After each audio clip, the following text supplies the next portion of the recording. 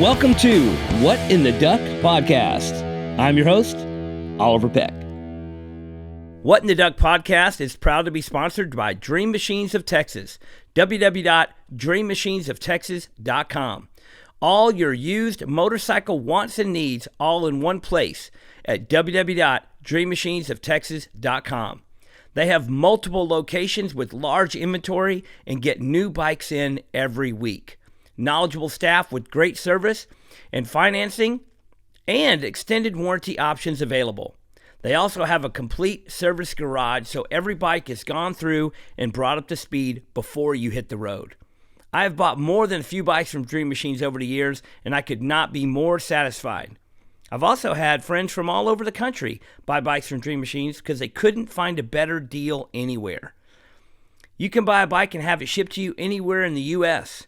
Why buy a brand new bike with that brand new high price when you can get a like-new bike with that dream deal you've been looking for? Go to www.dreammachinesoftexas.com and get a bike and get your ass on the road. All right, welcome to What in the Duck podcast. My name is Oliver Peck, and I am the host of the show. And here we are yet again. Today we have a very cool guy coming on as my guest. His name is Luke Morris. He is the owner of Chop Merchandise. He's a motorcycle builder and, a big motherfucker. And we're going to talk about some motorcycles and who knows what else. But first off, I'm going to kick it off with a couple of questions from the Gmail. As always, if you want to ask me a question, I would love to answer it right here on the podcast. That's right. Just email any questions you have for me over to whatintheduckpodcast@gmail.com. And got some questions for you today. First off, we got Cody Swain. Cody Swain, a very quick, short question. Right to the point. He says, what's the best trip you've done on a bike? And what made it the best trip? Hoping to hear your answer. Sincerely, another Harley riding traditional dude, Cody. Hey, Mr. Traditional Motorcycle Riding Dude. Well, this question for this episode is perfect because my buddy Luke Morris, that's coming on shortly here, he actually puts on a motorcycle ride. Small group of friends called the Lolo Run. And I was lucky enough to do it a couple of years ago. I would love to do it again, but man, life is busy and so many things and scheduling. And this year I will not be able to do the Lolo Run. We are going to the Party at the Pen motorcycle show, which Luke puts on, which we will talk about. And but a couple years ago, I went on the Lolo Run and we went to Boise. You hear about people trailering their bikes out to events. Well, sometimes you got to do that. Sometimes you got to load everything up and go and start somewhere else. This motorcycle trip was like 1,500 miles across the mountains of Montana on little small roads on choppers. So it started in Boise, Idaho, which is a long way from Texas. So we did, me and a couple guys, me and Chemical Randy, and Justin Haney, we loaded up the truck and trailer. We put our choppers on and we drove out to Boise and we met up with all the dudes. Great bunch of guys in Boise, by the way. And we went on this trip. We rode choppers across the mountains for, I don't even know how long it took us. It was more than a week. Hundreds of miles a day on small little 2-lane roads in the mountains on motorcycles that a lot of people couldn't go more than 55, 60 miles on a tank of gas. And so a lot of stops, a lot of fun, a lot of riding. But man, this was one of the best trips I've done on a motorcycle. And I will say, a lot of great trips. Most of the trips I've gone on that are my favorite are just a few people, 1, 2, 3, 4 people. I love going by myself. I love going with just me and Audra. I love going with just 3 or 4 dudes. We've ridden coast to coast. Me and Audra just ourselves have ridden to Yellowstone. Then a group of us have ridden to Glacier and Sturgis and Utah and all over the place. And then Bike Riders Tour every year. If you don't know about Bike Riders Tour, check that out. That's a topic for another time. But like I said, a lot of great motorcycle trips, but the Lola Run was special because it was curated for a certain amount of people. I think there was like maybe 15 something people. Everybody's on older choppers, and stops were pre-planned with cabins and camping and restaurants and activities and just beautiful roads, and specifically designed to get out of the city as soon as possible and stay on 2-lane roads for thousands of miles across the mountains. And it was pretty cool. I had a really good time, and the riding was great. My buddy Chemical Randy did crash and almost die in front of my face. It was insane. We were on the literally hauling ass on a curve road on a mountain on the edge to the right of us was a cliff, and then to the left of us was the edge of the mountain, and we're just going, and all of a sudden I hear a crazy noise, and Randy's right beside me. I look over, and he's just like skidding sideways. And my first thought is like, what the fuck are you doing? Why are you why are you doing that? But what happened is his rear tire blew out, and his bike just went sideways, and I mean, we were mere feet apart. And luckily, the direction his bike was leaning when the bike blew out, it skidded rear wheel out to the right side, and he went to the left of the road and into the weeds instead of spinning out to the right of the road and going off the 1,000-foot cliff to his death. And luckily, as he was spinning into the oncoming traffic, he was able to hold off until the truck passed by before he went across that lane and went into the weeds. So it was pretty hairy. And it is one of those times when like time slows down, and I'm like sitting there and I just like chomp on the brake, and I'm like trying to slow down, which my brakes didn't work that great. And he's just like sliding right, and I look at him, he's just holding on, eyes just popping out of his head, and he just skids off the road and crashes into the tree. And luckily he wasn't hurt. Luckily it slid a long way and slid through the grass, slid in the direction of the road. Whoa, there's a beep. What was that beep? Aha. Luckily, there was a long slide before he went, and so he was able to slow down considerably before he came to an abrupt stop, and his bike front end blew apart into pieces, and there's photos of that you can check out. But other than that, it was a great trip. We had a great time, and that was towards the end of the ride. So Randy rode in the chase truck for the remainder of the trip, but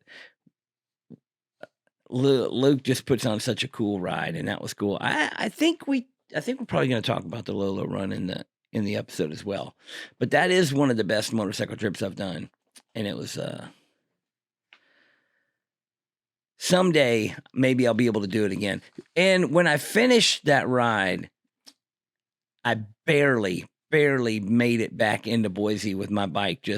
My bike was worn the fuck out. It just literally, once we got back to Matt's house, I barely lugged it in, and then it would not start again. And then I came home and took the bike apart, and the motor got rebuilt. And the motor and transmission are rebuilt and still sitting on the floor next to the bike. So it's been, life gets busy and other shit happens.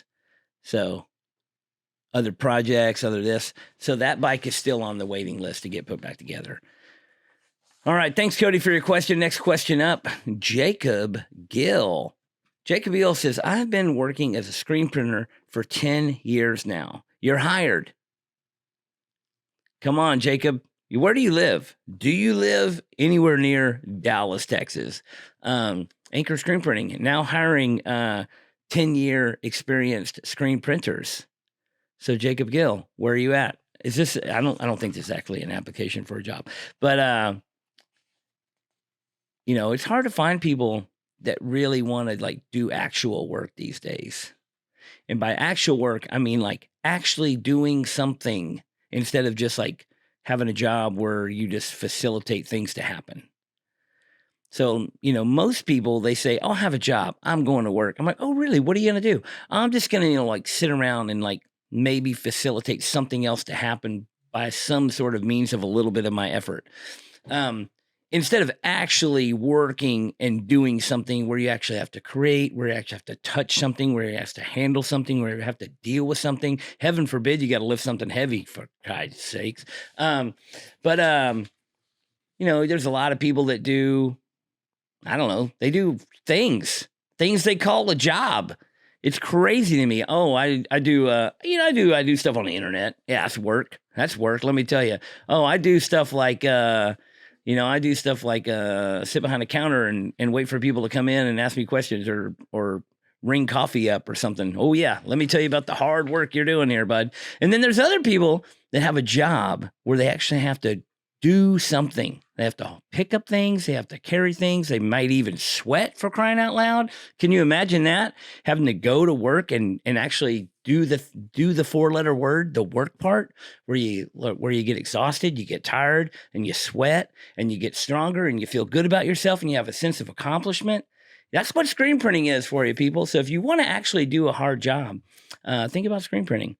But I'm staring at a room full of people that are giving me the look, because they all have those jobs where they facilitate things to happen. And I'm a tattooer. So a lot of tattooers like, oh man, it was a hard day at work. Oh yeah, really? Really? It was real hard? Sitting there in the AC, listening to music, talking to people, drawing little doodles and moving around. Don't get me wrong. It hurt. You sit in a position and your neck hurts because you're like sitting in a position and you have to hold this machine and you have to move your arm around like inches. Your arm like moves like literal inches at a time. And yeah, you do get a little tired. You do get a little sore and it is achy and it does wear on your body. But come on, you ain't putting a roof on a house. You're not doing concrete work. Don't talk to me about, oh man, work was so exhausting or whatever. And don't give me this mental exhaustion bullshit either, because you're just like, oh, it's so stressful worrying about things and feelings and whatnot.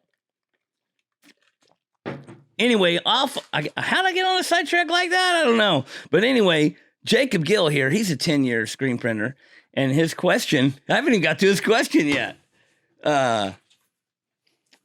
He says, how did you get into screen printing and starting your shop?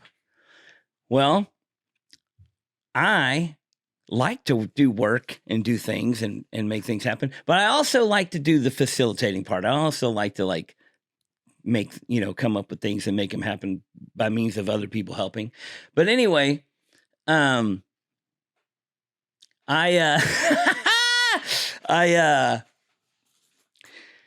started tattooing. I think I've told this story before, and we talked about screen printing with ADX a little bit. But I just being an artist, a self-proclaimed artist.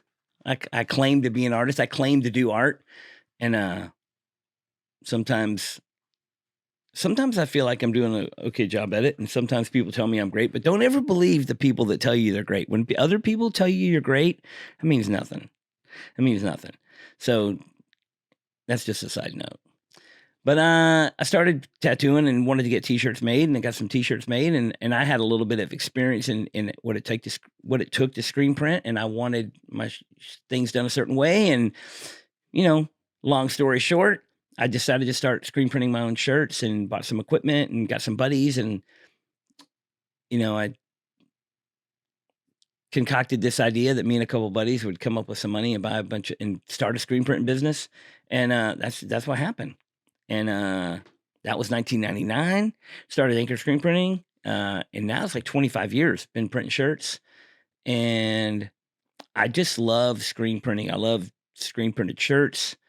I love wearing shirts that project to the world things that I like.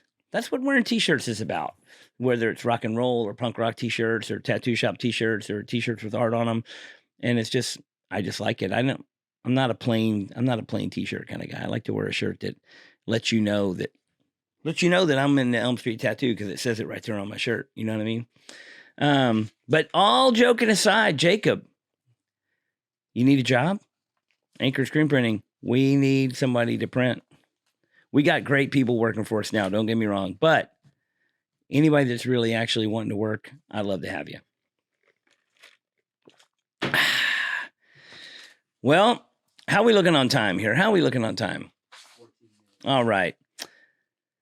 Next question, Jenny S. Jenny S says, how often are you asked to do the same tattoo over and over? Do you always do something unique? I love tattoos. I have a few, but I'm pretty ignorant to tattoo culture. Also, just wondering about your story and how you got started as an artist. Thanks for reading. Looking forward to your podcast. One more thing. What's up with the toothpick? It looks dope on you, but always wondered. Sending good vibes and good health, JS. All right. The toothpick topic has been covered. There are videos on the internet about it. Check them out. We got them on our YouTube channel. That's right. What in the Duck podcast has a YouTube channel. And if you're not listening to us on YouTube right now, you can go to YouTube and search What in the Duck podcast. There's all kinds of videos other than podcast on there, like specifically about the toothpick. So if you want to know about the toothpick, I will refer you to going down the YouTube rabbit hole of the What in the Duck podcast. But as for your previous question, Jenny,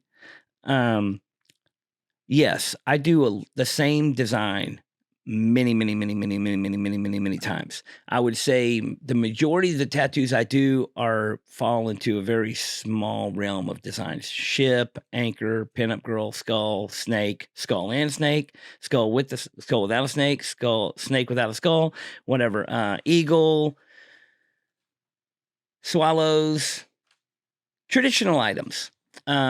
And I don't mind doing the same design over and over. I do always try to do something unique, though, because I draw every tattoo from scratch. If somebody comes in and wants a skull and snake, I draw a skull and snake. So the next person comes in and wants a skull and snake, I don't just use the same skull and snake. I trace their spot. I draw another skull and snake. I do love tattooing the skull and snake, and a lot of people kind of come to get a tattoo. They just want something cool. They already have a bunch of tattoos and they're kind of open to what they want to get. And a lot of people either say, hey, what do you want to do? Or do whatever you want, blah, blah, blah. And if that's the case, I say you're getting a skull and snake. If you don't want a skull and snake, you have to give me another idea. I do think it is the perfect tattoo. I can draw a skull and snake to fit any spot, big or small. And I think it's cool to do the same stuff over and over. It's time tested, mother approved, built to last. And just the old school never goes out of style. As far as my story on how I got started tattooing, the quick version is I wanted tattoos, started tattooing myself, was on drugs, had a bunch of young friends that also were dumb and on drugs that wanted tattoos and let me tattoo them. And then the snowball went down the hill. That's the short version. Also, there's more longer versions of how I started my tattooing career in other videos, and hopefully you will follow that down the rabbit hole and listen to all those. So to recap, motorcycles are cool. Screen printing is a great job. Skull and snakes are the best tats. And we have a YouTube channel. You can subscribe, check it out. I don't know where you're listening to this now. Could be Spotify, could be Amazon, could be Apple. But whatever platform you're on, I'm always heavily encouraged to remind people to like it and subscribe to it and do all those things, because somehow it helps in the realm of the internet. So I appreciate everybody for chiming in. And once again, anybody has any questions for me, just email them over on the old Gmail, the What in the Duck podcast at gmail.com. Email me your questions. Everybody whose question gets answered on the podcast will receive some goods, some stuffs, t-shirts and stickers and pins and whatnot from the podcast. So also, if you have received your goodie bag from What in the Duck podcast, feel free to share that too. Tag a picture of us on you, sporting your new gear. So check it out. And coming up next, Luke Morris. What in the Duck podcast is proud to be sponsored by Anchor Screen Printing. Anchor Screen Printing has been printing t-shirts and merch products since 1999. Anchor is the place for quality, small run items. At Anchor, every print is hand done by people who care about art. No mass-produced machine-operated printing done here. You can email Anchor at anchorcustoms@gmail.com to talk about getting something printed for your company, brand, or shop. Anchor Screen Printing also has its own online merch store that sells Elm Street Tattoo, Cheap Thrills, Heart in Hand, Party First Safety Maybe merch, and much more. You can check it all out now at anchorscreenprinting.com. All orders at anchorscreenprinting.com over $35 have quick and free shipping in the continental U.S. So go to anchorscreenprinting.com today and buy some cool shit. Or you can click the link provided in this podcast to shop now.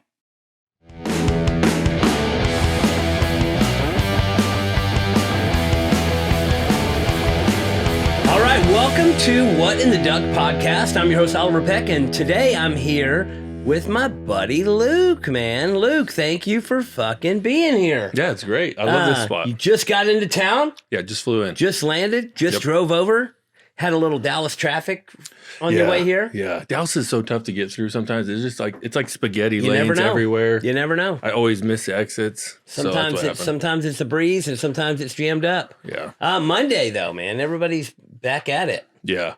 I'm sure. You flew in on Monday. This is a business trip, dude. You flying on Monday. You're here till Thursday. Yeah. All right. Yep. Well, last minute trip to Dallas hit me up and I said, hey, while you're here, let's get it on. Yeah. Yeah. So, Luke, for those of you who don't know, he does all kind of stuff, man. But Too much. But what I know and how we met is motorcycles. A lot of talk about motorcycles and loving motorcycles and the freedom that the road brings and all that. But you have a company called Shop Merch, and our booth, Cheap Thrills booth at Born Free, California for the last couple of years, been right next to the Shop Merch booth. And we kind of have the sacred ground. We lock it down. We have the best spot. We got the best spot. Right under the tree. Best spot on the strip, dude. In the shade, by the breeze, by the pond. Perfect spot, man. And speaking of Born Free California, it's coming up pretty soon. Yeah. So I'm building this year again. No, man, it's a lot of work. It is. I don't know why I did it again. I mean, it's a huge, for those of you who don't know anything about these custom motorcycle shows, you have to, there's all these, a lot of them have, sponsored show builders that build specific bikes that are just to be premiered at that show. And to be an invited builder at a premiere show is it's a great honor. And it's really cool to be able to showcase something like that. But it's also for the builder, man. It's like, you can't just throw something together.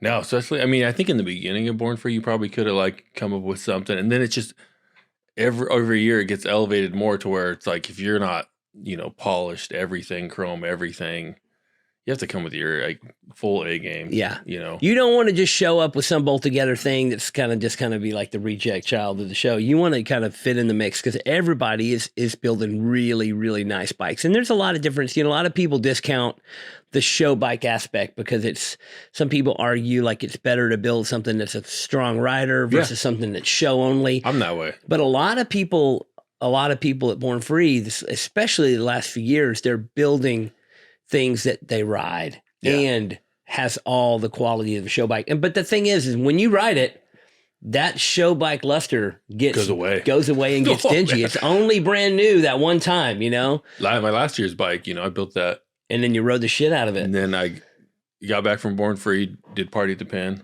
and then right after Party at the Pen, did 2 weeks Pacific Northwest. And it's not a show bike anymore. And for that bike to be 100% clean again, you'd have to tear it all down. Fix a lot of things. But I don't want it to be. And then rebuild. But that's the thing. It's brand new once. Historically, over the course of the years, there was these show bikes that were built in the 70s that were never ridden. And they build a show bike. It's just a show. Nobody ever rode it. And so there was things about the bikes that didn't really matter if they were rideable. It was for the show. Is it comfortable? Can you sit on it for 1,000 miles? Can you even reach the controls? There's literally bikes that you can't Yeah. Reach the brakes and the shifter and everything all at once, and the linkage isn't really properly functioning, but it looks perfect, But that's the thing is, I love, Max Schaff built that bike last year and then rode it to the show from Oakland to the show. So it showed up with some road on it, which is cool as fuck. It's like, hey, it is a show bike, but if you weren't in Oakland before I left town, you're never going to see it brand new. Yeah. Which I like. That was badass. Yeah. I very much appreciate, and that's like, with our show, we don't do like I like the party at the pin. People just come, bring their bikes, ride their bikes to the show, and then they put their bikes in the show. Sometimes with their packs still on them, which a lot of people do at Born Free also. Yeah. In that invited builder section, it's all just premier. It's like the premiere of this bike. Everybody shows their bike for the first time at that spot. That's kind of the commitment you made. To be a builder. It's like, you're going to build this bike. You're going to give people sneak peeks on the internet of it being put together. But you showed it there. It's not going to any other shows first. No. It's going to Born Free. And then it kind of like sets you up to take that Born Free bike to other shows throughout the year, or ride it, or sell it, or whatever you want to do. A lot of people build them to sell them. A lot of people have a buyer before the bike, before they That's a good way to do it. Yeah, that way it's like somebody finances the build. It's their bike, but you're building it. You're showing it. It's kind of a bittersweet thing, though, because last year I built your own bike. I built my own bike, and so it was nice. And it's expensive. It's expensive, though. So expensive, right? So I didn't like that part, but I liked being able to keep it when I was done. And then this year, my buddy Butch, I built remember that 48 panhead I built? Oh, yeah. He bought that, and then he wanted me to build him a Born Free bike. And so this year I was like, all right. So I found a 50 panhead to build them. But you kind of put like all your ideas into that bike, and then you're like, man, I really like this bike. And then, at the end of the day, like, you're not going to be able to take it home with you. It's got to go to somebody else's house. And you put all that time into it and all that thought into all the different things. And so that's the bummer about that. But at least you don't have, thousands and thousands and thousands of dollars wrapped into it. One of the things I do like about the Born Free invited builders every year, especially this last few years, that they've really upped everyone's social media game and everybody's up the content that they're putting out, is that at the beginning stages, you're starting to see like what people are doing to their bikes, and that the level of competition you're going into. And it's like putting pressure on everybody else. Oh man, that guy's nickel plating everything. This guy's, done all this. This guy's done, and so it's like you see these bikes starting to come together. And if you did start that project out with plans on not going all the way overboard, very quickly you're like, oh shit, I gotta be lacking. I gotta get it together. Yeah.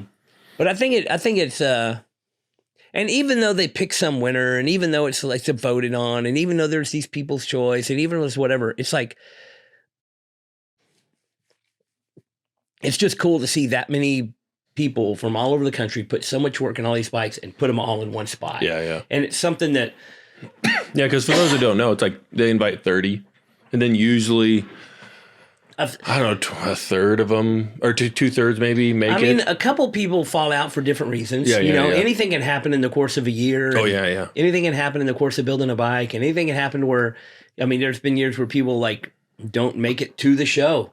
The truck blew up or whatever happened, on the way there. And then that's happened. But, and just the financial commitment. I think people are like, they get halfway through and can't do this. Can't do this. But, man, it's pretty, I'm excited to see every year, what's going down. And this last few years, especially, I've personally known a handful of people that are invited every year. And there's some people like put their name in a hat and want to do it over and over and over. But a lot of people do it and like, oh man, I'm not doing that again. And then they get invited and it's like, okay, I guess I'm doing it again. I did it last year, got called, and then I was like, well, I'll do it if my buddy Todd does it, and then I was like, then Weston was in, and then Matt was in. So then it was really cool because there was 4 of us from Idaho, all good, really good buddies. What a great showing out too. And Matt winning Matt wins the Builder's Choice, and Todd wins 2 great bikes. Show. 2 great bikes. Yes. 2 great bikes. Yep. And 2 great people, and 2 people that put a lot of work into their bikes and a lot of style and art into their bikes too. Yeah. And then Matt took his bike on the trip Lolo this year, and then took it to Japan. Yeah. And then took it to Japan also. Yeah. But like before that, most guys wouldn't ever take their bike on a 2-week trip before they have to take it to Japan and Moon Eyes, right? You want it to be like pristine in Moon Eyes. Yeah. and I was asking him like, hey, what are you gonna ride your bike on this trip? It'd be really cool. I'm gonna ride mine, Born Free bike. Now he obviously has a little more commitment because he's going to Japan. But he's like, yeah, I'll ride it. I don't care. I mean, I would say the fact that Matt won, I had never seen the unanimous cheer for one person winning ever. Yeah. Every time whoever wins, it's always like, oh, well, so-and-so should have won or this and that. But man, when Matt won, it was like everyone knows how much he had on the line. Everyone that knows him knows how he put everything into that and how he was like stretched in making it happen. And a lot of people had to help him get there. And not to play the sympathy card or anything, but I mean, he just sunk everything into that thing. Yeah. And he did a really great job, and it's a classic look. Yeah. And it wasn't like some wild out unrideable thing. It was just a real deal motorcycle. Super clean. Nobody said he shouldn't have won. I heard. No. Everybody was nobody could be happier. Yeah. Even the people that were in competition with him that would have loved to have won. Yeah. Were like, oh, well, I mean, what's great about his trophy too is like it is only voted on by the builders. So you get, say there's 30 builders there at the show. I don't know how many were there last year that actually went, but those 30 vote and they pick like the top 3 bikes, 1, 2, 3, and then they tally up the score. So like he didn't win, because of the guy putting the show on thought it was an awesome bike. He won because everybody who's building the bikes thought, oh, that's a really nice bike. And it was cool. I was the happiest. Like usually announcing winners, I'm like, cool, but that was the first time I was like, yeah. I was stoked. So cool. I was stoked for him, and now like again, I was stoked that he took it on the trip because like again, so many things could go wrong. So to throw the information out there, Luke also has done this thing for a handful of years called the Lola Run, where a group of people get together, start off in Utah and ride across Montana and do a big long week trip or whatever. But this last year, which I wasn't able, I went one time and it was one of the greatest weeks of motorcycle riding in my life. It was amazing. And my motorcycle made it to the finish. Yeah. Right as it blew up, but I made it. It wasn't even blown up. It was just like it was super hard to kick. I was like, oh, it's just you, Oliver. I remember kicking your bike like the last couple of days. I hurt my leg so bad that like I was at work the next few weeks, like getting in and out of my car was hard. I mean, it made it. But yeah, I mean, that bottom end was done. Was it? Yeah. So, I mean, I had the motor rebuilt, but that bike was done. It made it home, made it back to the whatever the final destination, just barely. Boise, Idaho. Yeah. But so this last year you did it, and it was a 2-week deal, and a lot longer and a lot more intense, and a few less people went. Yeah. But in a trip like this, you're all riding vintage bikes. There's always some breakdowns. Yeah. But my dad, he did a lot of trips when I was younger, motorcycle trips, and one of the trips he did, and he always talked about, was like the Pacific Northwest, San Juan Islands, specifically. And so I was like, on my bucket list, I want to do that. So I turned 40 last year, and it was the 10th year of Lolo too. 10th year I've done this bike trip. So I was like, oh, it'd be cool to do. We rode from Boise all the way up to northern Idaho, and then cut over through the Cascades Highway, which is like the furthest north highway in Washington. And then met up with some buddies in Winthrop, which is a town along that route, and then rode with them to Anacortes. I was gonna get a Airbnb in Anacortes, but I accidentally got it on an island. I didn't realize until we got almost there, and then I was like, oh, they only run ferries between those islands at certain times, so we had to like haul ass. And on the way there, literally, there's like a 2-way stop, big dump truck hauling like doubles. Just T-bones the shit out of a car right in front of us, like the one car in front of us. Oh God! And I just went through the crash, and the whole pack follows me through the crash. I'm like, we can't stop. We got to get to this location. We got no time. Yeah, but it was a really good time. It was. But a lot of bikes didn't make the full trip on that gosh, one. But you and Matt Spikes, we made the brand new builds, first rides, made the whole trip, which is pretty awesome. Yeah, Born Free builds. They're not show bikes, and yeah, we brought 11. I think there was 11 guys.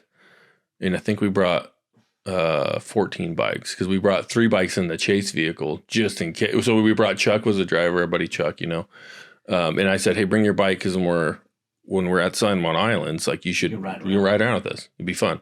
So he brought his bike, and then I brought my 57 Panhead as a backup bike, and Todd brought one of his Panheads as a backup bike. And within the first 15 miles, Weston's Born Free bike unfortunately blew up. Motor blew up. Bummer. Yeah, which is a super bummer because his bikes are usually super solid. So he swapped out onto Todd's bike, ended up breaking that bike when we got to the coast in Niederkorn, like San Juan Islands, and he hopped on mine and finished the trip out on mine. But I think out of all the 11 bikes that were on the trip, I think it was like 4 bikes. Four original bikes had no problems. Man, amazing. Which is like so bad. You know what I mean? I told these guys like, you know, a year in advance, I'm like, make sure the bikes are solid. Like, but you can't, even if you think the bike's solid, you don't know. You're right. Well, the year that I went, I had an ignition problem and we fixed it. I had and that was a bike you rode a lot. I had a major oil tank crack, oil leak that got worse every day along the trip, and we just kept like, I mean, I had everything you could think of. JB Weld, zip ties, some new hardware. But I mean, at the last 3 days, I was 2 quarts a day. Oh, because it was just dumping out. It was coming out. Yeah. So every time we stopped for gas, I'd be sitting there starting it. Somebody would come up and be, "Hey man, you're leaking oil." I'm like, "Oh, I know. I know. Yeah. Oh, I know. I'm putting it in." What'd you do to fix it? Did you end up having that fixed? Yeah. Obviously, yeah. Yeah. Just a whole. I mean, the motor. The bike's still apart. Oh, it is. But the motor and trans are rebuilt, and then I've got a new oil tank, and I'm gonna do some changes to the bike when it goes back together. I know. I wish you were going this year. I know. But we are coming to Party at the Pen. Another thing that Luke does is puts on a show called Party at the Pen.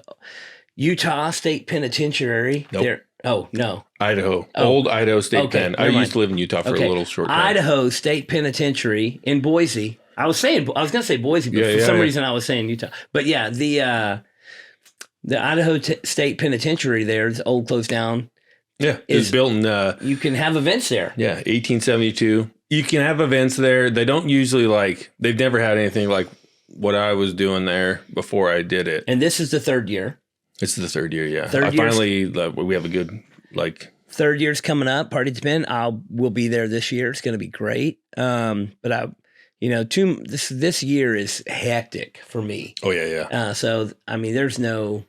Well, I think Friday the 13th hits on our trip, and that's why you can't go. Yeah, I got to be home for Friday 13th. Yeah, which I get. There's a lot of things this year, though. Yeah. I mean, there's a lot. I mean, the last couple of years have progressively, just, it's getting to that point you got to pick and choose what you can and cannot do. And last year, we couldn't do Party at the Pen too much. Something else was impeding. And you're doing your bike riders tour. Yeah, I have a couple of things that are at the top of the list. If there's certain tattoo conventions that I'm committed to, then I do those. And if something else comes up, I have to miss it. And then the bike riders tour is that's big. Me and Ben Nichols deals like when that's not at a set time. It's like sometime in riding weather, sometime between spring and into summer. And so whenever it pops up, I got to cancel everything else. It's once a year?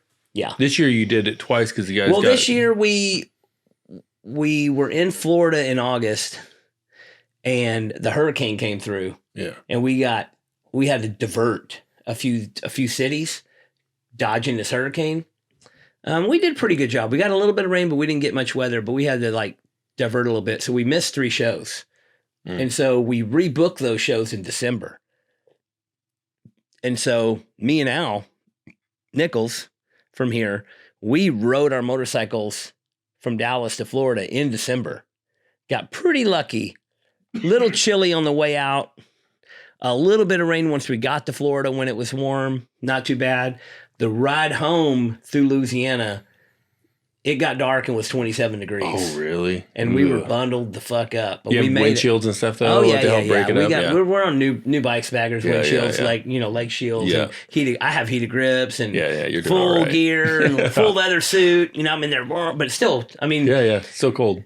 On the highway, when it's wet and below 30, it's fucking It's cold. fucking freezing, dude. yeah. Fucking cold. So, but we made it home. But when we were coming across Louisiana, it was freezing, and we just were like, oh my God, we can't. We got to hammer down. Yeah. And then we got to Shreveport, right on the Texas border, and it got up to like 42 or something. Yeah, and everybody's like, 42 is still cold. I'm like, no. Not compared to what 42 you were is amazing. Yeah. 42 is, we're like, oh my God. 42 is like a big difference from the high 20s. How many people? I know there's like a pretty good group of guys and Well, girls. during the summer tour, there was like 8 of us on bikes. Does his whole band? No, just his sound guy. Him and his sound guy? Yeah. Oh, yeah. So he plays solo, and then Al and Lulu were on the tour. Lulu. Because they opened for him, right? Yeah, Lulu was in the minivan with the merch vehicle. Hmm. And then me and Audra and Al and Kayla and Ben and Joe were all on bikes. So, but it was a great tour. Yeah. It's the best. It's the most fun. It's not, it's brand new. Everybody's on pretty much a new motorcycle. But we're riding every day, tattooing every day, doing a concert every night, having merch sales every night, doing a charity benefit raffle every night. It's just party, wake up, ride all day, work a little bit, party, wake up, ride all day, work a little bit, party. Just. What made him choose Bike Riders Tour? Like the name? Is it from the book or yeah, what is the it? book by Danny Lyon. Yeah.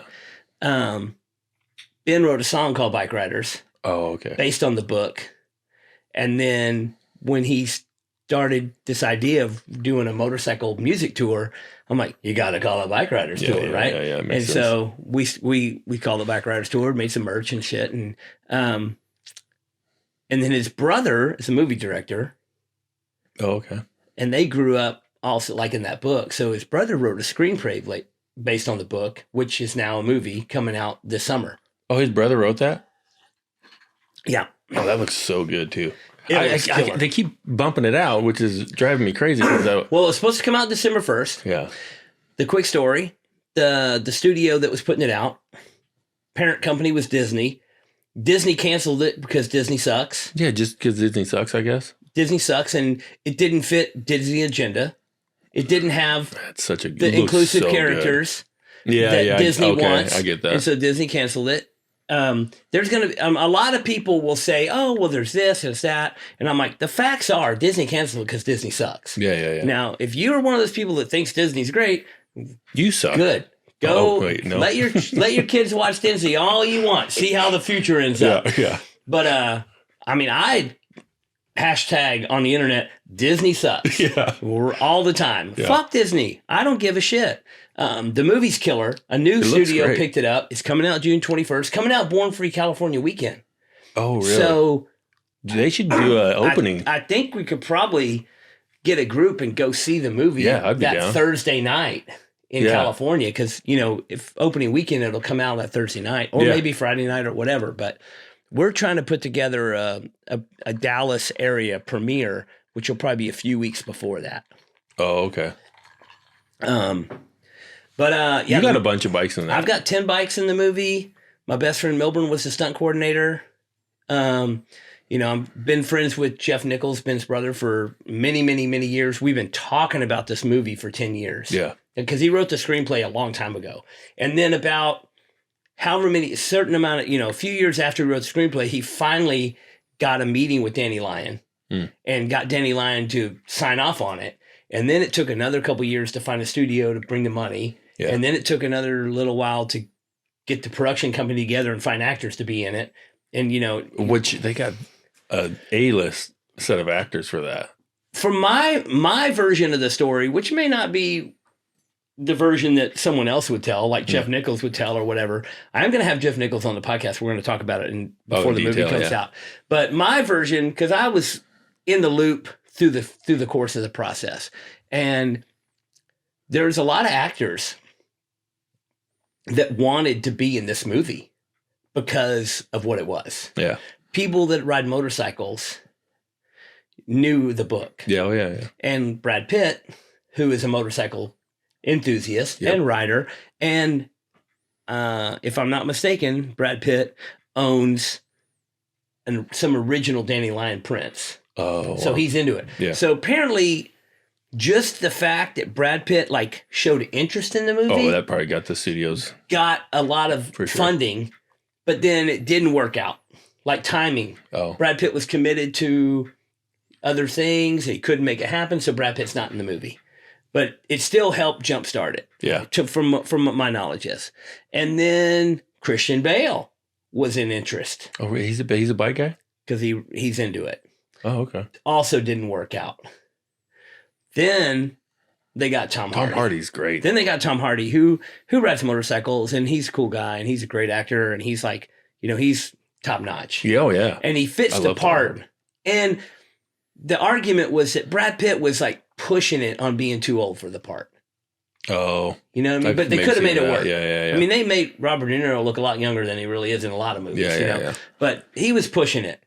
But Tom Hardy fits it like to the T. Yeah.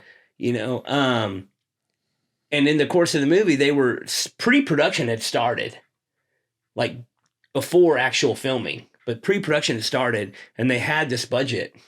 But then they started this conversation with Tom Hardy because they still hadn't had the cast totally ironed out.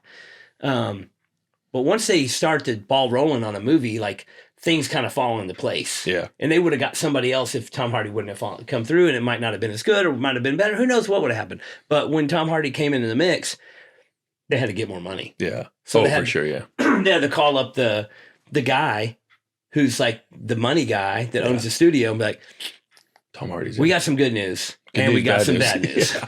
Good news is Tom Hardy is interested in being in the movie. Yeah. Bad news is we need Tom Hardy's millions of more dollars. Yeah. We need millions of more dollars because our current budget does not fit Tom Hardy. But it did work out.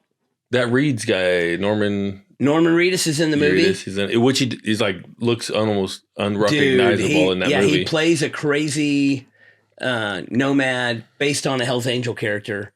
But obviously, which guy?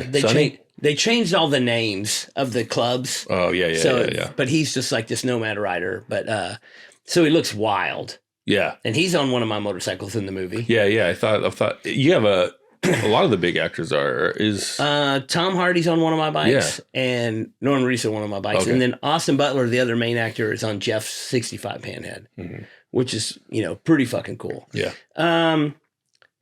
But I can't wait to see what happens. Really cool how it panned out. Yeah. And everybody ended up falling into place. And I've seen the movie. It's fucking killer. It looks great.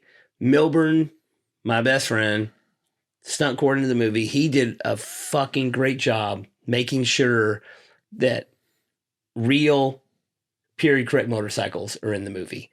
I've heard mixed stuff on that. Somebody saying there's cone shovels in it. I'm like, there is cone shovels, but the span of the movie is up to 73. Oh, okay. Well, there you go. So everything fits. Yeah. There's no bike in the movie that has a disc front brake on it. Yeah. You know what I mean? Yeah, that's a lot of things you have to think about too. So, and the big deal is stuff like that sticks out like a sore thumb when you have a master cylinder on the handlebar. Yep. You can't show an actor riding a bike. Yeah, no. You can get away with the slab side shovel and cone shovel and just show the other side of the bike. Yeah. But that big ass master cylinder on the handlebar is a no-no. Yeah. So the thing is in the beginning of the movie, it's like when it kind of says, oh, this is 65 in Chicago. Yeah. But then the years of the movie go by. If they don't, every scene, they don't say, oh, now this is June 70. Yeah. And the shovel has just come out, the cone shovel. They don't. So once it starts, it's just kind of like goes. Yeah. And then the number of bikes builds, and by the end, there's a bunch of motorcycles in there. And you're in it. I'm in there. Big scene, I heard. I mean, you can't really see me. Really? Okay. Well, unless you look real. I mean, you have to. Close? You have to know. It's hard to see you, anyways. You're a smaller guy, so you have to look close anyway. So, but I tell people, there's a scene where there's motorcycles come around this corner, and the third headlight that takes a right, that's me. That's what I tell people too. Yeah, I tell them I'm a sixth. You could be the third. You could be the fourth headlight. The fourth headlight. They're never gonna know. But there is a scene where you can see me for a split second. But how was it filming? Pain in the ass. Yeah. I mean, any film project is a pain in the ass. Being on the TV show is a pain in the ass. Being in the movie is a pain in the ass. We did last year for Lolo. we had a film company that was like, oh, we're really interested in filming for a documentary thing. So we're like, okay. So they did the first week with us. Absolute pain in the ass. Oh, yeah. They want to ride in front of you, and they have like a van, and they have a camera. And then they want to turn around and come around the corner again, and then somebody's out of line. They didn't do it like super bad that way, but it just sucked riding, and there's just somebody in front of you. It's like, I want to pass this car, but I know they don't want me to pass them because they're filming at the same time. It just kind of puts a little bit of a damper on it, but. I mean, there's a scene in this movie where it's nighttime and a group of about 6 or 7 bikes ride into this parking lot down this loading dock ramp in the back of this big factory warehouse. And it's the middle of the night. 9 hours of what? Just of riding in, looping in, parking, going out, riding in, looping in, parking, riding in, looping out, parking. Bikes are just burning up. It's fucking middle of the night, November, Cincinnati, 20 degrees. Oh, well, bikes aren't burning up. And we're dressed to look the part, so not dressed to fit the weather. Yeah. So this is my claim of being an actor now. Yeah. Do you get your actor's card? Is that I was there. Yeah. And I was acting like I wasn't cold. Oh, that's good. And I was actually freezing. Yeah. So, I mean, I'm a legitimate actor. I was acting like I was not Did cold. they give you a wardrobe? I mean, I wore my own shit for the wardrobe. I had my own little 50s Harley hat and my own leather jacket. Okay. They did give me the vest with the cut on it. Oh, okay. You know, but it was the movie looks. I mean, the trailer looks amazing. Dude, the cinematography and the look and all the costumes and all the bikes and all the scenes. It's an art piece. Yeah. The director's amazing. Jeff Nichols has done a lot of great movies, and he really fought to have the movie be on film, which also makes it look like makes it more expensive. Oh, okay. Ups the budget. You had to fight for that to keep it on film. It also makes it harder to film because every 3 minutes you have to take all the put new reels in every camera instead of just having a digital and run all day. And it just gives it that look, though. Yeah, that's why they want to do it. He wants it to be a real movie. Yeah. Wants it to be a real film. Yeah. So, I'm excited for it to come out. I'm hoping that, that it's a hit. And I think people that ride motorcycles are going to love it because it looks cool. Yeah. And I think people that just want to watch, I mean, people watch all kind of genre movies if they're not in that genre. People watch gangster movies that aren't gangsters, But I'm curious to see what the market does when this movie comes out. Well, I'm hoping that the bike that Tom Hardy's riding goes up is worth a lot more money now. I would think it should, right? I mean, I'm going to sell that motherfucker. Yeah, absolutely. But Harley Davidson Motor Company just released a brand new Hydroglide Icon package bike based on the bike Tom Hardy's riding in the movie. Oh, wow. It looked the same paint scheme. Yeah. But, it's close to it's not a replica, obviously, but it's a new bike with that paint scheme on it based on that bike or whatever. So that's pretty cool. Yeah. Yeah, so they're banking on it being big too. I mean, Harley, is supporting it. Yeah. And which is interesting. They're stoked that there's a motorcycle movies being made because I'll say this, there's more vintage motorcycles in this movie than I think any other movie ever. Oh, for sure. Because if you look back at like the Wild Ones, those bikes were all 15 years old. Oh, yeah. When they shot that movie. Yeah. They're 10 or 15 years old, all those bikes. You look at big motorcycle movies like Streets of Fire, it's mostly just a bunch of dirt bikes with shit bolted on them. Yeah. There's a few Harleys in the front. But and then the big most famous iconic biker movies like Easy Riders and The Loveless. Easy Rider, two Harleys that weren't vintage, that were only 10 years old at the time. The Loveless, there's 5 motorcycles that were only 10 or 15 years old at the time. You know? I think this movie too is going to blow them away as far as like just quality, as the quality of acting wise. And acting wise, it's the Austin Butler kid is actually really good. Yeah. I mean, he's on the street. He's actually really good. He's a big deal. He's good in this movie, and they really. So Jeff Nichols got him to sign off on this movie pretty early on, and before the Elvis movie came out. Mm. So the Elvis movie came out, Austin Butler his pay bracket went up after that. But they got him before that movie came out, so they got him at a good deal. They got him, got him at a good deal. But the reason that he had went after him is because he was in Once Upon a Time in Hollywood. Oh. He was a part in that. He was the kid, one of the kids on the ranch. Oh, named Tex. okay. Yep. Was a small part of that movie, but it's still. He liked it. He could pull off, he has a pretty good range. Yeah. And he definitely bulked up a little bit and looks tough and acts, he's like a handsome, kind of tough guy. Yeah. In the movie. He does get obviously I just see the trailer, but I'm like, oh, I'm stoked when I watch it. I'm like, that guy, looks good. Yeah. They did a good job. It'll be good to have there's not any good motorcycle movies, like real good ones, I feel like. I mean, not as far as quality film wise goes, you know what I mean? Yeah. And it looks, like I said it a million times, it just looks so good. Yeah. The look, the film, the story is, if you had the book, there's interviews in the back of the book. It's loosely based on those interviews. And it's just the characters, and it's kind of a brief little look into a few year period of these dudes starting a club. Yeah. But it's not some big like Quentin Tarantino drawn out crazy multi-story arc. Yeah. It's just a straight up fucking movie about these dudes that did some shit. Yeah. But really iconic. And you've already seen it. Yeah.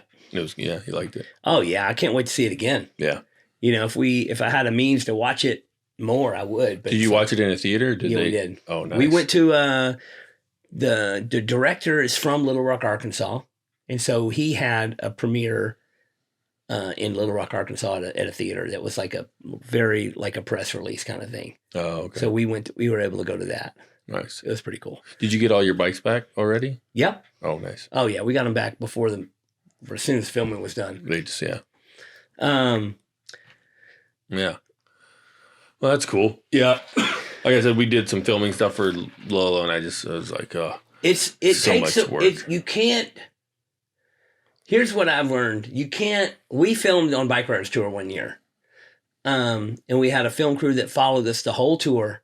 And basically our approach wasn't to try to like make like a reality show out of it. Yeah. We just let them film us the whole time. And then whatever they got is what they got. So it's more of like a behind the scenes of their tour. Yeah. There's some of us talking at gas stops and there's some of us whatever, but we didn't like, hey, y'all we'll go wait here and y'all ride in. And yeah, we didn't do that either. Because if you want to make like a show about it, you got to plan out every scene and who's going to talk, and you can't everybody yelling over each other. And it's just, you can't do something cool and film it and have it be cool on film.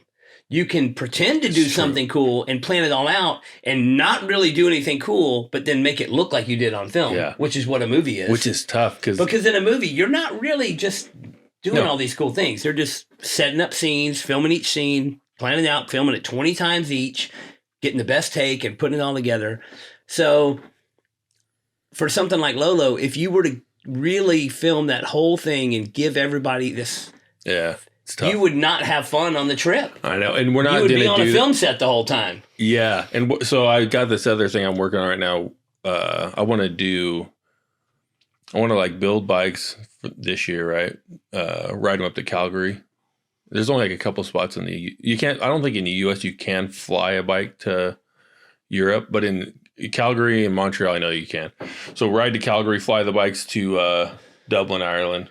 Oh, put the bike on a plane with you. Yeah, you can put it on with you, which is really cool. Fly there, ride up to Belfast, and then you can take a ferry over to Isle of Man. And I've always wanted to see the Isle of Man TT. Yeah.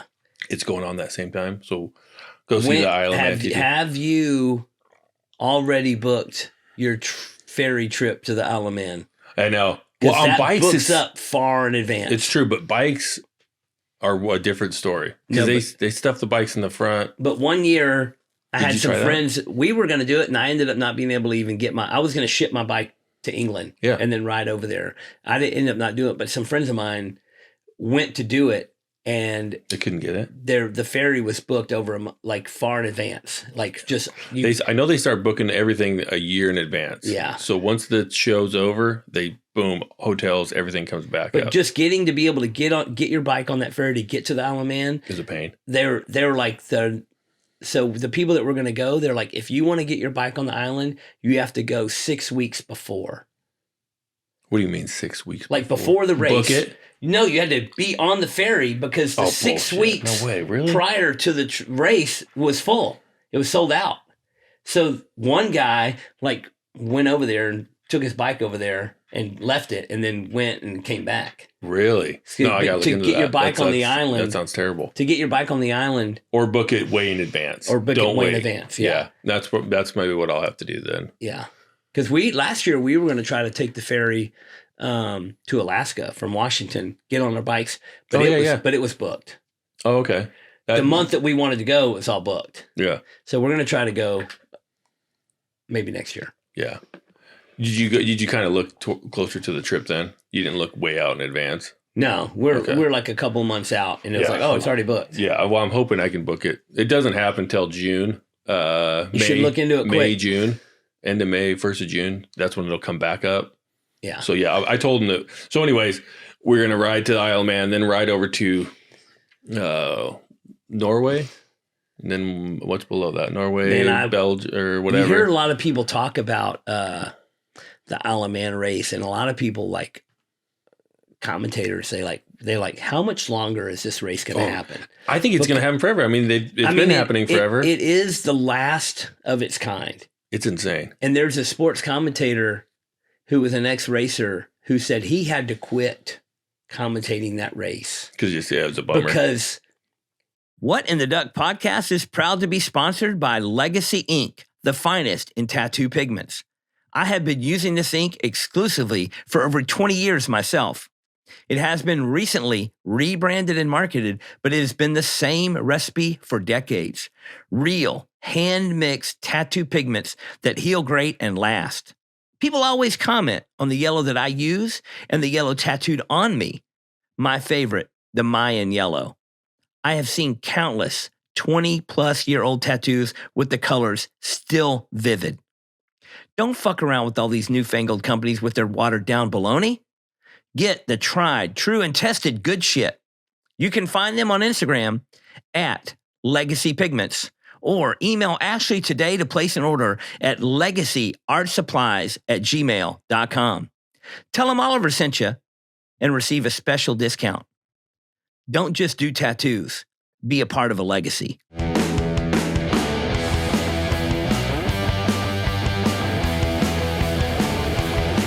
He knew almost everybody that was in the race. And he knew that by sitting down on that microphone, while he was on the microphone, one of his friends was going to die. Every year. Yeah. And he's like, I just couldn't do it. Yeah. And he's like, and he told this story about being on there and hearing it come over that so-and-so had crashed and dead, and his wife was sitting there. And he's like, I don't know what to say. Yeah. I mean, it's tough. But at the same time, I mean, these guys, nobody's forcing them to do it. If you have a wife and kids, you probably shouldn't do it. Shouldn't do it. Yeah. That's a young single man's game. But I mean, nobody's forcing them to do it. They love it. It's like, I mean, it's pretty amazing what they do. I mean, they take the island, shut it down, and they go as fast as they can around this island. It's not a course. I mean, it's an island. Yeah, you watch. I mean, if anybody has never heard of the Isle of Man TT, just YouTube. It's got to be the most wild race out there. And there's thousands of crash videos, which are horrendous. Yeah, yep. But there's also just millions of videos of just how crazy this race is. Oh, yeah. And the point of view of from the you, race, you're just right. I mean, you're right on the edge of the road. They're going by at 200 miles an hour or and whatever. They're leaving the ground often. Oh, yeah. They catch air. And these are not dirt bikes. These are high-end, full race bikes. Supposed to stay on the ground sport bikes. Yeah. I mean, small the little windy roads to do it. Yeah. Yeah, that's some of the craziest videos. Yeah. And there's every other race that's professional race in the world now is so highly governed with safety standards. Yeah. And this race is, and there's still like the crazy Mexican Bajas, but Mexico Baja races where thousands of people are just standing on the side of the road and cars crash in and just kill civilians. I want to do Baja too. Baja Class 11. But not as many racers die in the Baja. It's civilians, yeah. Well, you see how crazy those guys are? I mean, they're like in the middle of the course, jumping out of the way at the last second. It's like those, I mean, that's just natural selection for a lot of those guys. You know, we down just there. saw that. We went and watched recently. You know, I don't maybe Christmas the Ferrari movie that came out. Oh, okay. So there was the Ford versus Ferrari movie. I love that one. That which was good. great. Which my buddy Jeff Milburn. He directed that one? No, Jeff Milburn, my friend, the stunt coordinator. Yeah. He worked on that movie. He drove in that movie, and he actually ended up being in the movie because he looked just like the mechanic, so they cast him as the mechanic. So there's like a scene. There's cool. a scene in the movie where it's like Matt Damon and Christian Bale and Jeff Milburn, like the whole screen is just those three faces. Oh, right. And Christian Bale and Matt Damon are talking about whatever, and Jeff the mechanic's just like, I concur. He doesn't really say anything, but he's just like, yeah. But it's pretty wild. But he worked on that movie. That's a great movie. I watched the Ferrari one. I started. I didn't think it wasn't as. He worked on that movie, and then they wanted him to work on Ferrari. They should have had him, but it was filmed at the same time as Bike Riders, and he got the job as being the stunt coordinator of Bike Riders. So,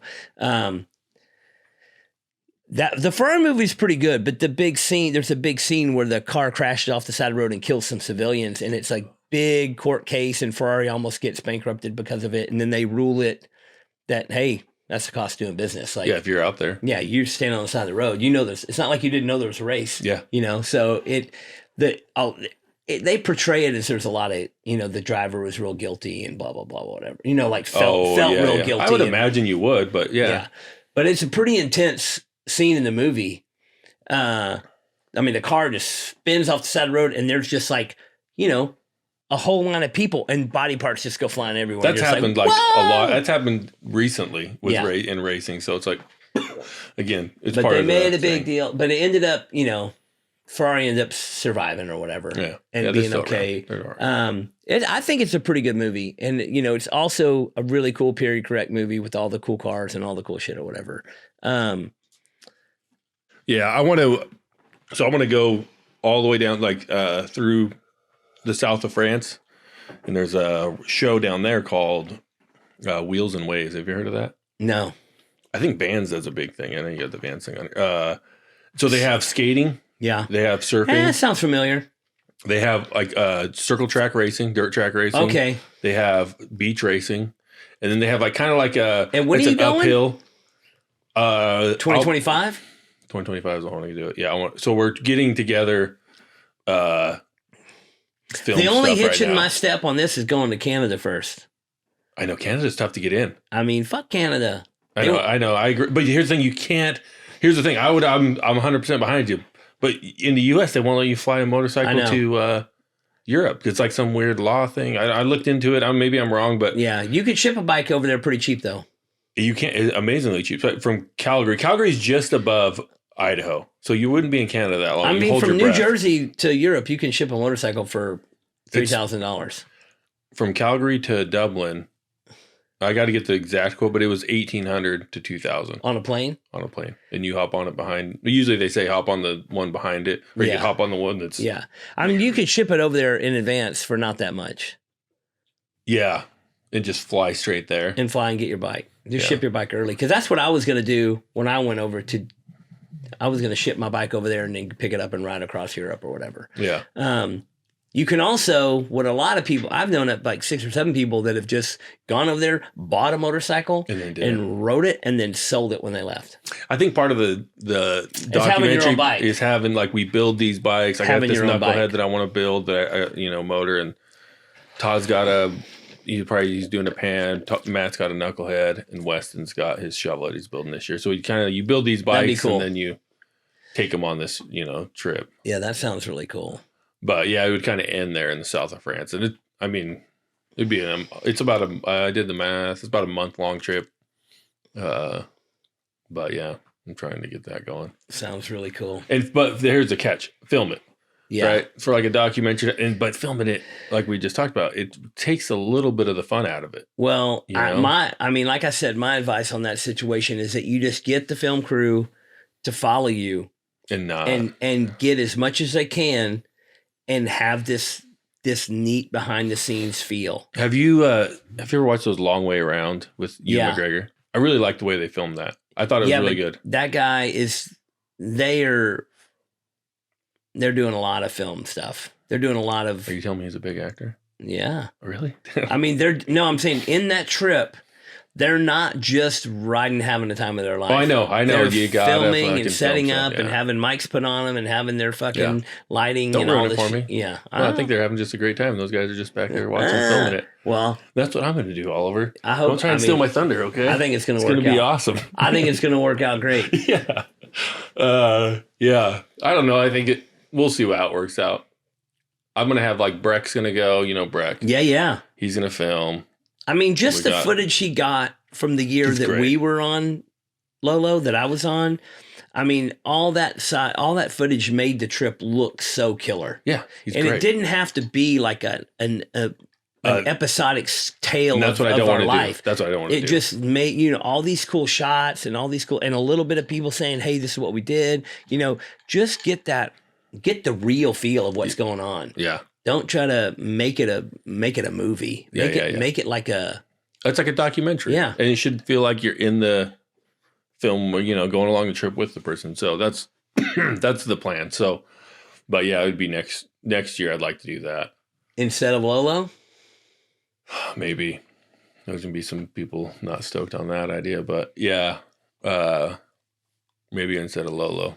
Yeah, Lolo's a week long, and a month long trip, and then I try and take another week. I was like, I got. You got a job. I got a job. I got 4 kids. I mean, you're a family man. I'm a family man, dude. They're not going to be stoked on that. Luke's got a wife. He's got 4 kids. I've been married almost 22 years. And you're only 31? Yeah. Damn. Yeah, no, I'm 40. But still, I got married when I was 19. So, yeah. But, hey, you know what? Sometimes it works out. Sometimes it does. Sometimes it usually, most of the time it doesn't. Usually it does not. It's like 70% divorce rate. So yeah, obviously anytime it doesn't work out. But I got lucky. I married my wife and I dated in high school, so it worked out good. We have a good thing going. And we had kids early. So far, yeah. How old are your kids now? I got one's a senior, one's a junior. And then I have one going to 9th grade this year.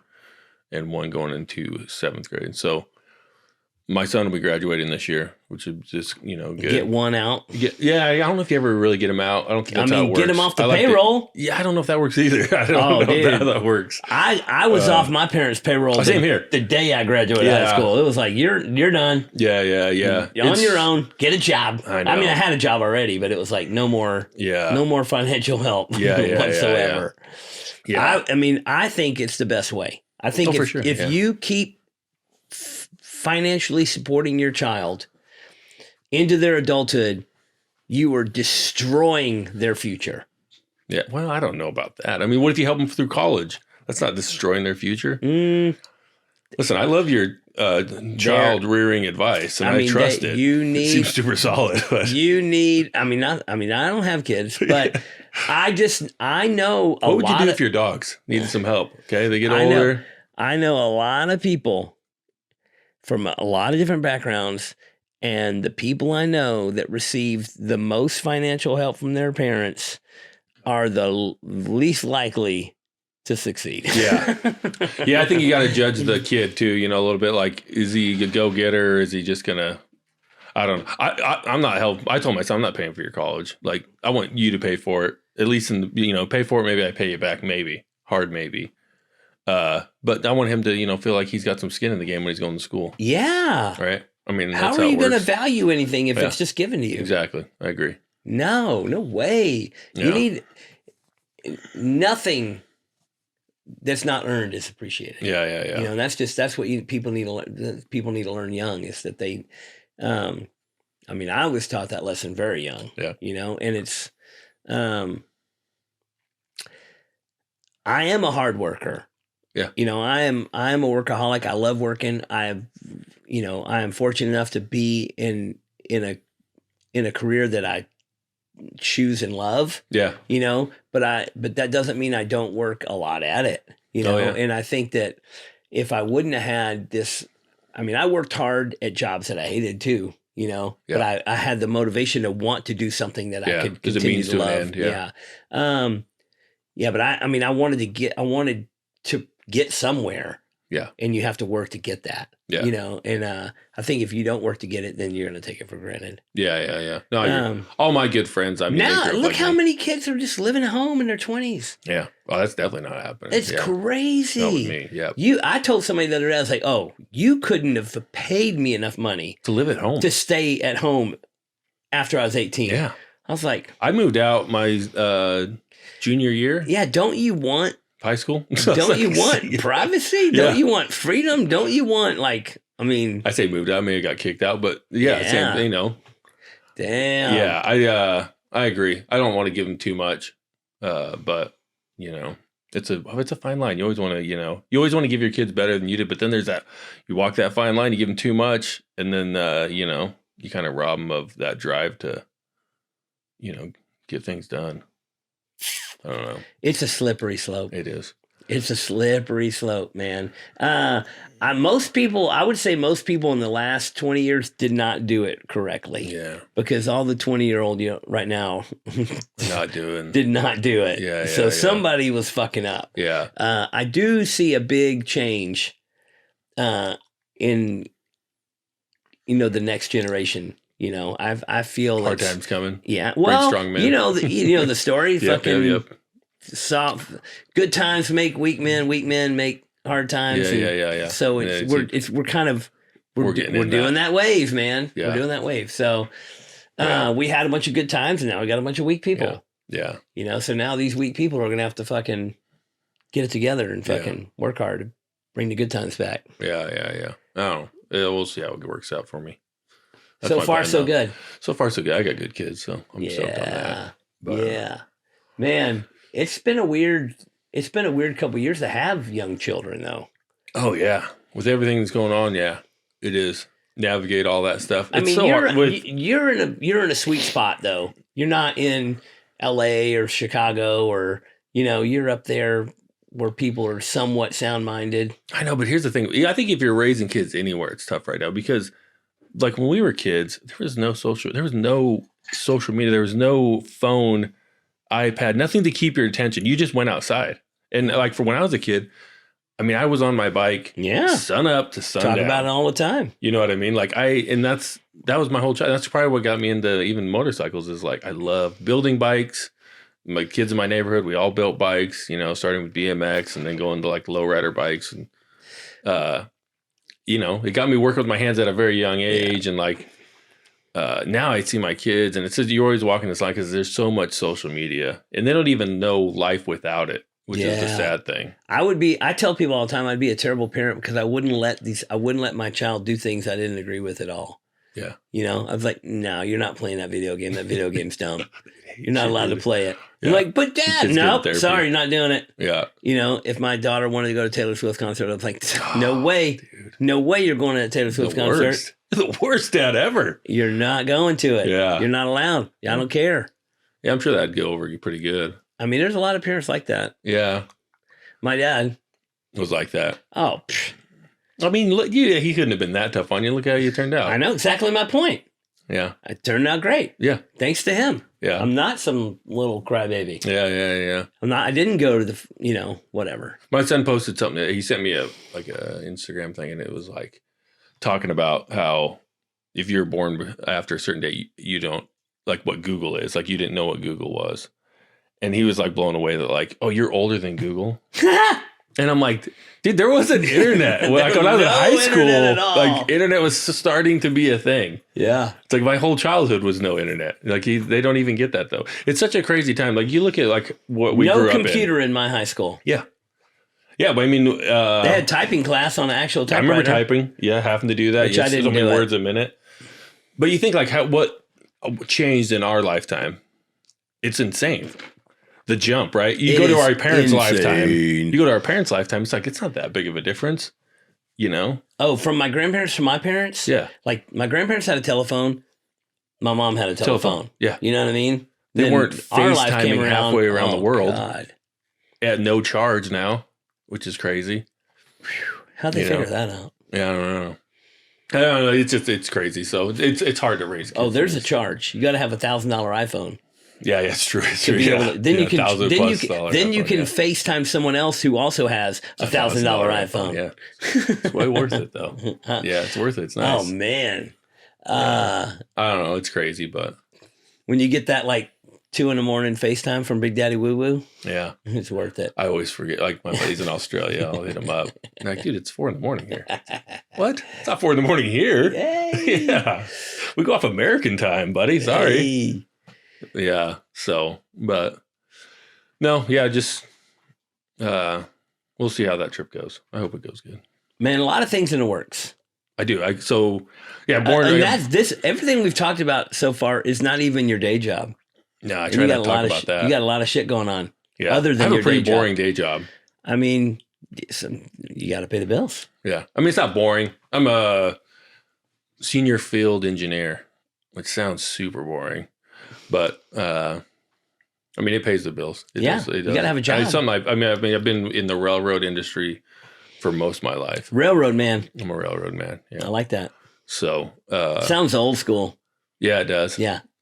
Yeah, it's a lot. I mean, railroading now is way different than back in the day. I mean, it's a lot of electronics. And so I'm in signal, which is crossings and everything that controls the trains and things like that. So, but yeah, that's my day job, and that's what it's always been. And it's funny because like people online will be like, "Man, I love that you just got Chop merchandise. How'd you get there?" It's like, dude, I don't.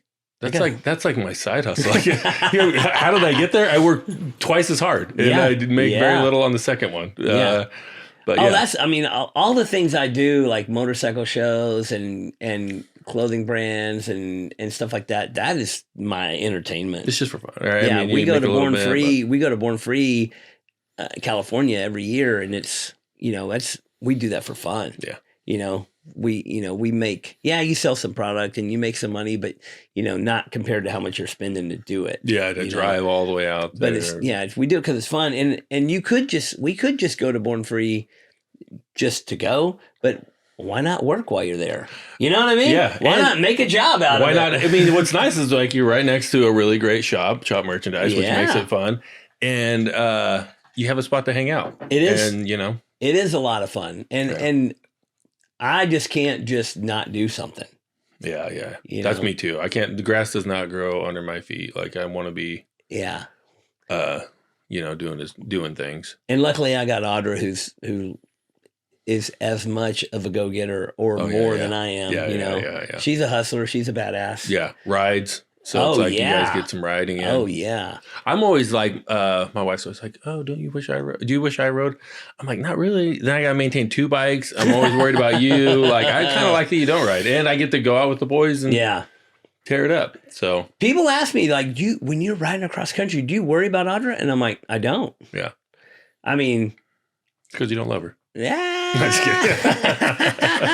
I mean, I don't worry. Yeah. You know, I mean, we're having fun. Yep. And you're not forcing her to do it. You guys are both having fun. We're out living the dream, and we're just doing it. I don't want her to worry about what I'm doing. Shit is what it is. I just we have a really good time. Yeah. Doing most of the things we do, and we don't, no matter what we're going to do, and there's always like work to be done while we do it. That's always a tough thing, huh? You have yours and I have Chop Merchandise. When you go to a show, it's not just party time. And I'll have my friends come with me and they think it's party time. We're just partying. And I'm like, oh no, I have to set up the booth. I got to do all this other stuff. And you're trying to like wrangle them into like, hey, give me a hand here. Yeah. You got a free ride down here. Just help me out, set up stuff. That'd be awesome. And they're pretty good at it, but you definitely don't have that free reign of just doing whatever you want. I enjoy making a job out of things. Yeah. Staying busy and having something to do instead of just, I don't want to just, a lot of people just go and get drunk and walk around in circles. How long can you do that? Yeah, a long time. Yeah, long time. Long time. Yeah, a lot of guys do it for a long time. Oh, man. Yeah. I don't know. You guys doing a lot of shows this year? Well, I got a lot of tattoo stuff on the books for this year. So I'm going, I went to California last month, going back to California this month. And then I'm going up to Salt Lake Tattoo Convention. You go to California. all this talk over here, and you're Hey, supporting California. you know, we just went through. We went to a Fresno tattoo convention last month. Oh. And the Fresno tattoo convention is really cool. Buddies of mine put it on. It's a great. I mean, Fresno's like regular old America. Yeah. And we on the way out, we stopped and tattooed at my buddy's shop in Arizona, which was cool. And then we went to my buddy's shop in Long Beach. Do you drive? Yeah. And then we went through LA from Long Beach up to Fresno, stopped and met a buddy and had lunch. And LA is so fucked. Yeah. It's so crazy. Like right down the street from where my shop used to be in Hollywood. And it's just like, it's just, I mean, it was always like changing over the course of the time that I was working out there. But in this last 5-6 years, it is not anywhere near the same place. Yeah. I mean, they are just fucking burning that place to the ground. Yeah. San Francisco's kind of so many closed places, so many places out of business, it's just like, what? COVID really killed a lot of stuff. It was getting bad even before COVID, but COVID really, really fucked it. And just the amount of just lack of care for the place, the looting, the robbing, the homelessness, the garbage, the shit, the fucking vandalism. It's just rampant. Yeah. It's just crazy. But then this next month, we're going out to a convention up in Northern California on an Indian reservation. It's really fucking cool.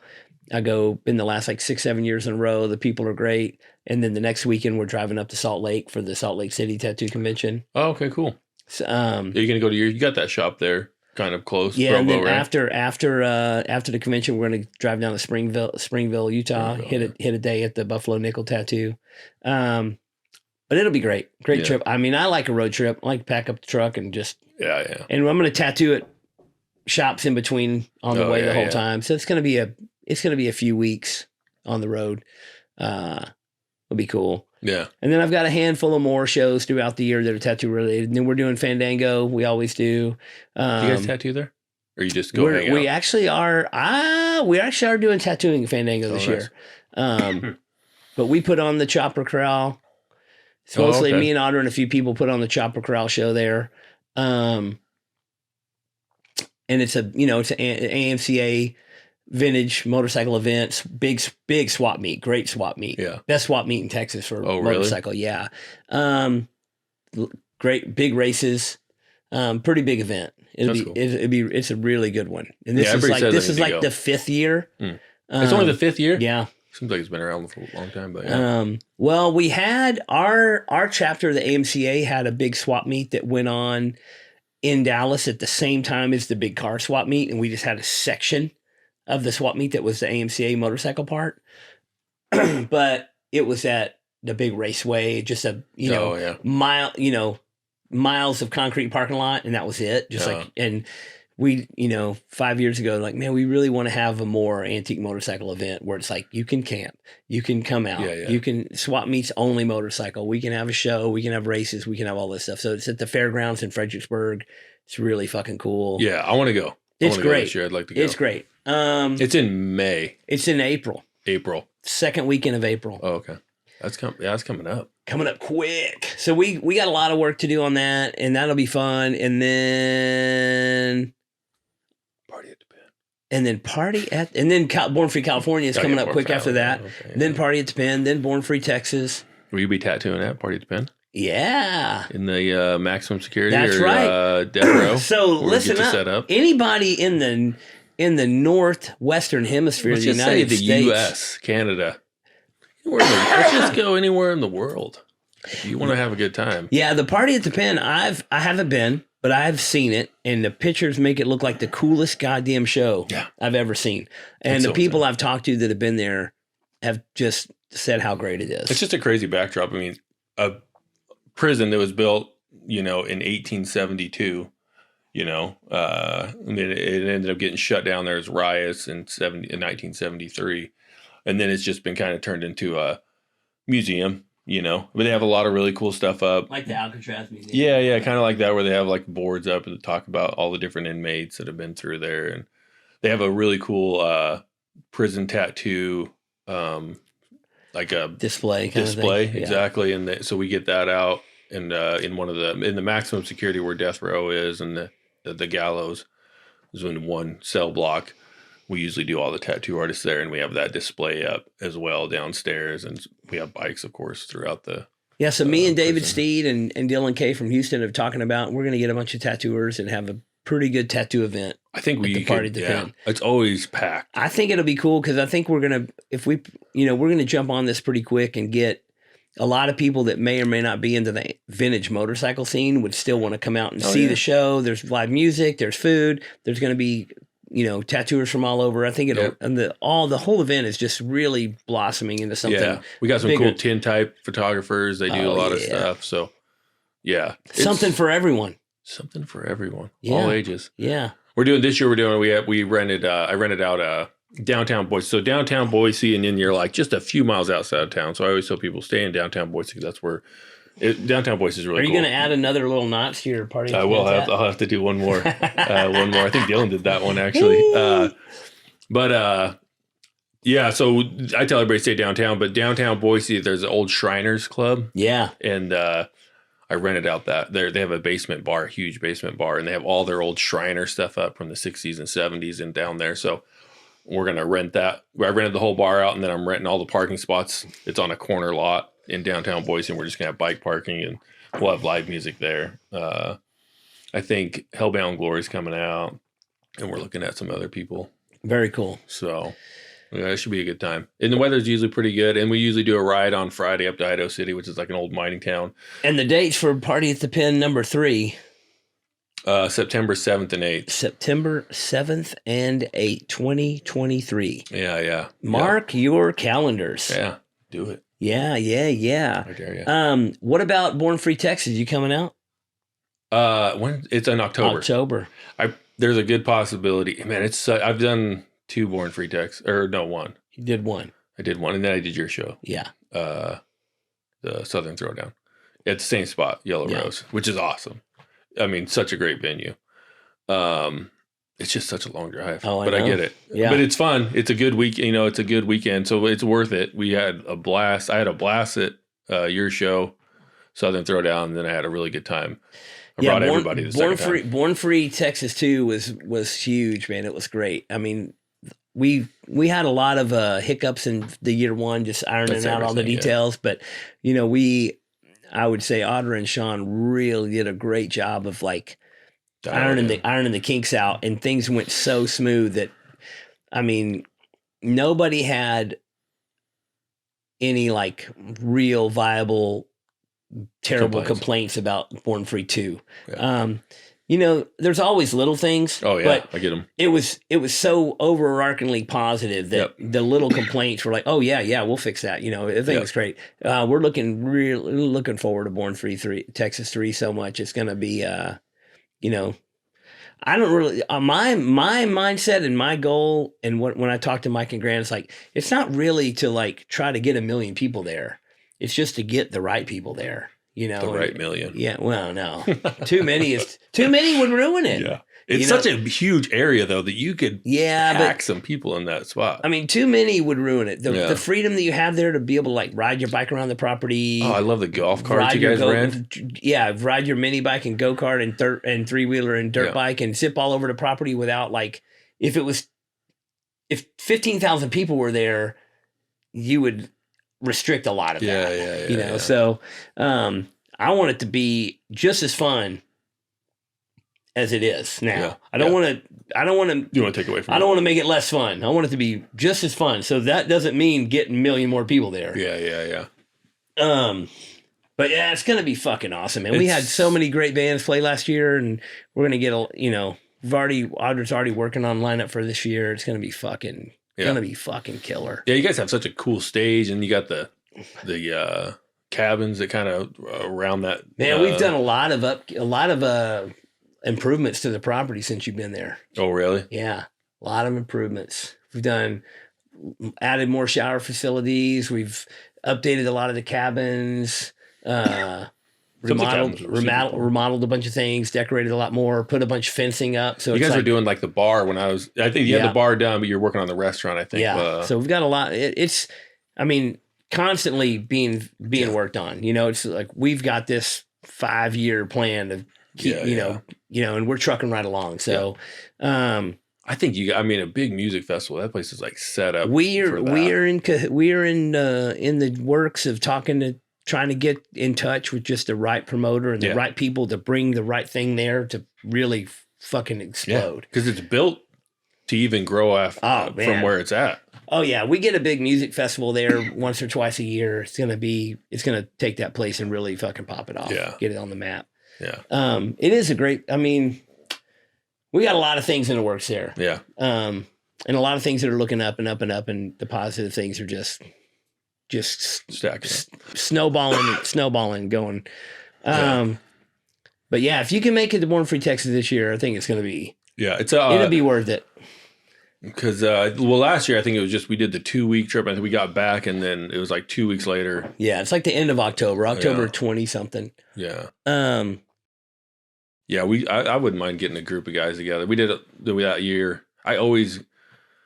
Every time I come to Texas, I get a speeding ticket because it's like these. It's not like a freeway. It's like you're going 70 and then it's 45, and I'm just doing 70 because I'm not looking at that stuff. And that's the thing. This is knock on wood, man. I just drove out to California and back, and I did. We're doing I was every second that I'm behind the wheel, we're doing 90 something. Yeah, I've heard. And we you're notorious. And we made it. We made it there and back, no problem. Yeah, I'm sure people were super scared the whole time, but yeah. Did you take the motorhome? No, I just took the minivan. Oh, okay. Now the minivan, I'm not doing 90. I'm not doing 90 in the RV. Really? I have. Yeah, I was gonna say, I have, but I don't. I heard it doesn't even matter if it's a straight road. You will still do 90 around corners. I don't consistently do 90 in the RV. But the minivan, dude, that fucking minivan hauls ass, dude. Yeah, we rented a 95 the whole way, dude. That's your minivan out there that we walked by. Well, in fact, it's Audra's minivan, but I drive it. Yeah, super. I drive it like it's mine. Yeah, we rented one to go to Chopper Fest last year, and we had to pick up Chrome. So me, Matt, Weston, man, it's super comfortable, and you can just blast. And, it's nice. I got the big Sprinter. But sometimes it doesn't handle like the minivan. No, minivan handles you can do 90. The Sprinter's like 80, Yeah.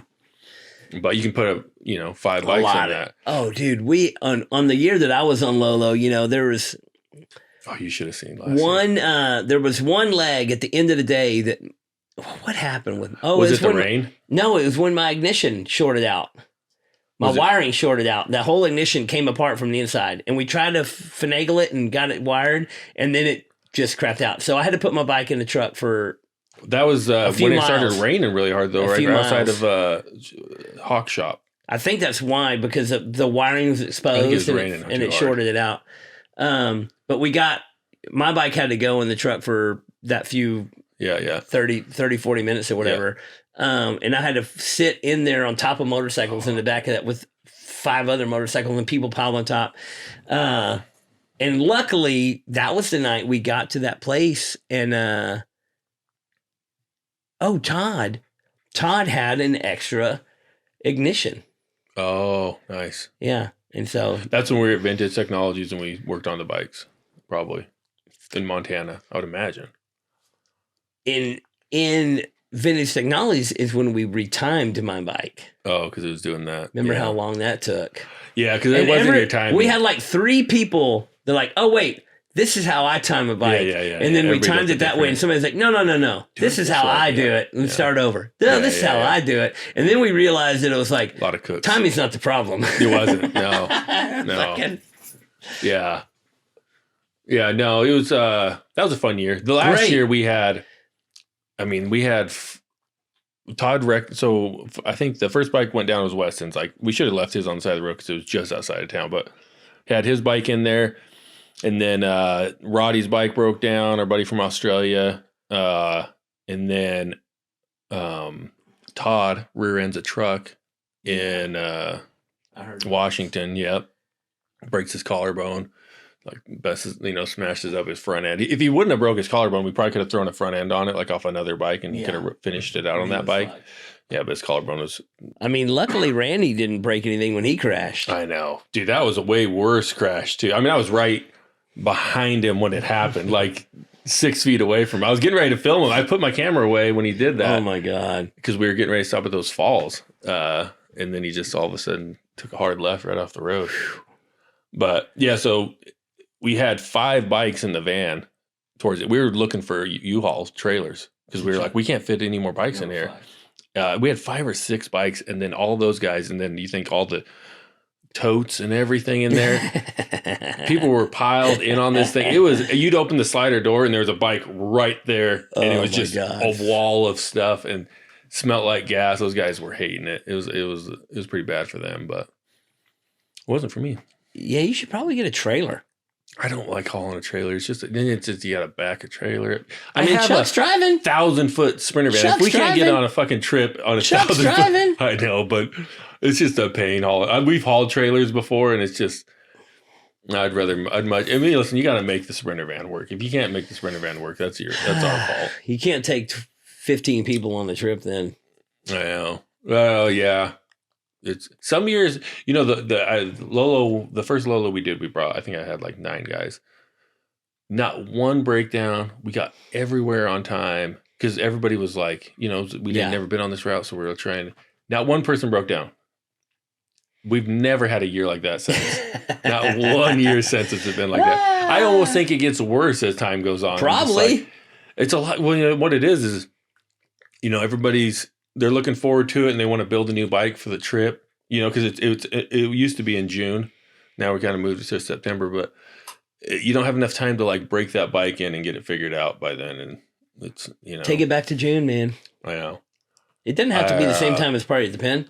It doesn't. And I might be doing that just because it does make it makes it hard doing it right after Party at the Pen. Cause then, everybody that goes to Party at the Pen wants to go on the trip. Yeah. And it's, it's like, oh, well. That seems like it makes it a little tricky to, more work at the same time. It is a little, yeah. Yeah, spread it out. Yeah, I think you're right. I think next, I was talking to the boys about it actually too, because I was like, man, it's just, we leave the Monday after, and I'm trying to button up the whole show thing and then leave on Monday and go on this trip. Last year it was tough, being a 2-week trip. So it probably will go back out to June, but I mean, next year it will, hopefully, for sure, because we're going to be going to Europe. Yeah. So. Well, fucking A, man. So you're in Dallas for a couple days here? Yeah. Yeah, I'll be in Dallas till Thursday. Gonna get tatted today. Yeah, let's do it. You know what you're getting? No. Hell yeah. I like to hear that. I'm getting tatted. Yeah. That's what I'm getting. Yeah. Well, some point while you're in town, we need to pop over and check out Jeff Milburn's shop. You haven't seen it. No. You'll be blown away. Yeah, that'd be great. It's the coolest goddamn mechanic shop there is, I think. Oh, is it here in Dallas? Yeah. Then? Oh, okay. Yeah. Oh, yeah. I'll be around all week. But you'll be blown away. Yeah. Well, cool, I'm stoked to see your shop, too. Oh, your yeah. Tattoo shop. I can't believe you never went. No. I've been here at the place, once before, but I've never been to the tattoo shop, so that'll be cool. Hell yeah. Well, I'll be stoked to see you at the Fandango. I'll be stoked to see you at the Pen. And the fucking Born Free, California. Born Free for sure. Yeah, Born Got a lot of shit going on this year, man. It's going to be a wild year. Yeah, it's going to be busy, which is fun. Hell yeah. Well, thanks for popping in. No, it's a good time. Fucking telling me about what's going on. You can find Luke here at Shop Merchandise. Yep, at Shop Merchandise on Instagram. And then, you can at shopmerchandise.com. Got a website. www. Sell some merch. Shop Merchandise. Shopmerchandise.com. Yeah. Check him out. And man, keep an eye out on this beautiful bike that he's building this year. Oh, it's gonna be it's the most insane bike I've ever built for sure. It's most work you put in. Absolutely, yeah, by far, and most money. I mean, it is the motor's stupid expensive. What's the budget on this bike? A lot. Really? Yeah. You don't want to tell us? I don't want to say. It's a lot. You don't want to call your homeboy out for how much money he's spending on this thing? But it's $78,000. north, yeah. I just made up a number. Yeah, well, you're pretty. It's a lot, but it's a lot of money. I mean, it's a lot of money to build these bikes anymore. Motors are. I mean, the panhead. It's an all original 50 panhead that I just tore apart, and I mean, real parts are through the roof right now. Yeah, motors are getting crazy expensive. But just the parts to rebuild a motor are expensive. Anything, not just motors, not just Harley, just any mechanical parts. Thanks, Biden. Anything is inflation. That's Bidenomics working for you. Yeah. When your panhead costs $10,000, you can thank Biden. Yeah. Oh man. Well, like I said, thanks again, bud. Yeah. No, I appreciate it. It's awesome. It's always good to come here and check it out. Bingo. All right. Next time. See you guys. Hey, please remember to like, share, and subscribe. Come on, guys. Click all those links. Push all those buttons because it really helps us out and gets us out there to more and more peeps. What in the Duck podcast is produced by Audra Cabral and John.com Niederkorn. Our sound, video engineer, and editor is Courtney, Jr. Larkins. Initial audio video setup and intro music by Blake Balake Pinchon. And a big thanks to everyone that submitted questions. Y'all keep them coming. Email me any questions you would like me to answer to whatintheduckpodcast@gmail.com. Thanks for listening, and we'll see you next time on What in the Duck. What in the Duck podcast is proud to be sponsored by Label Solutions, www.labelsolutionsinc.com. I've been a customer of theirs for over a decade. They make the highest quality premium labels for all kinds of products. Food and beverage, personal care products, pet care products, beer and wine spirits, CBD products, automotive products, and more. They can make a label for almost anything. Multicolor, custom die cut, full wraparound labels, too many options to even tell you about. I use Label Solutions for all the stickers and labels for my stuff, like the Tiki Loco label on the coffee I'm drinking right now. They do have a minimum order of 1,000 labels, so they won't make you 20 labels for that soap you're making in your bathtub. But if you've got products to label, you need Label Solutions. Get started today at www.labelsolutionsinc.com.